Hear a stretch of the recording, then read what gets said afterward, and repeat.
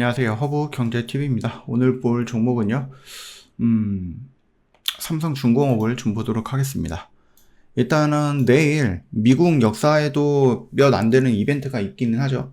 그래서 이제 전 세계를 상대로 해서 관세 전쟁을 좀 시작하는, 그거를 이제 선전포고하는 날입니다. 여기서 말이 뒤바뀔 가능성이 조금 적다라고 봐요.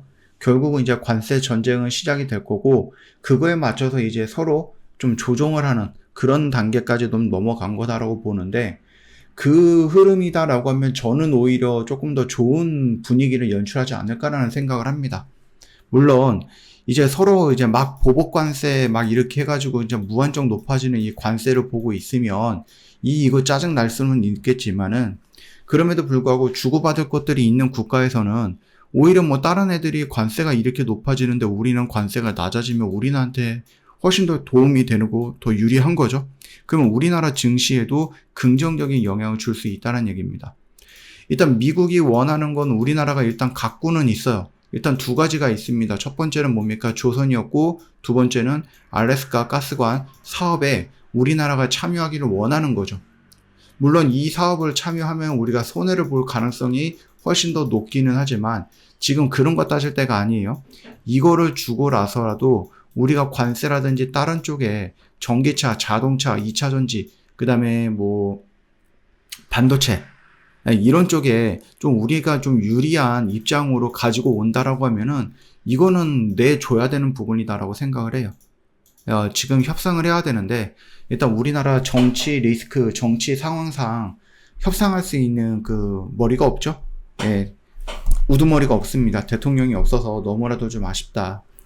일단은 만약에 4월 4일날 우리나라 지금 탄핵 심판에 대해서 기일이 잡혔기 때문에 이때 만약에 인용이 된다라고 하면은 아마 6월 정도면은 우리나라에도 새로운 대통령이 탄생할 거고, 그게 민주당이든 국힘이든 상관없이 일단은 협상할 수 있는 어떠한 진짜로 권한을 갖고 있는 누군가가 탄생을 할 거고, 그를 조금 기준으로 해서 빠르게 미국에 대한 이런 것들을 좀 대응을 하는 게 어떨까, 대응을 해야 된다라고 생각을 하는데 답답하기만 하죠.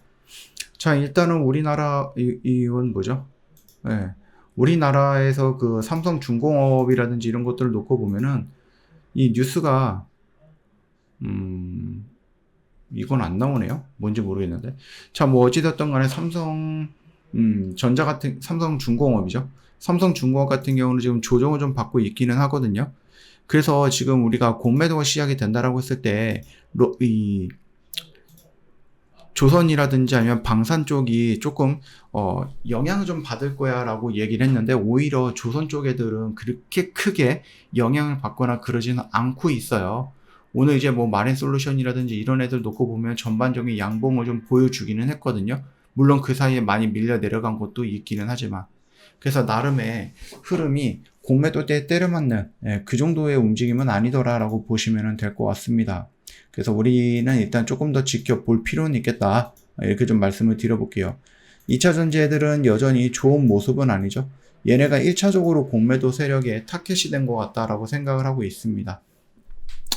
자, 삼성중공업 같은 경우는 우리가 알래스카라든지 아니면은 여러 가지 고부가 가치가 있는 그 배들을 만드는 기술력이 있는 회사이다 보니 충분히 우리는 긍정적으로 볼 수가 있는데, 이제 문제는 우리가 여기서 접근할 것인가 여기서 접근할 것인가 라는 부분이에요.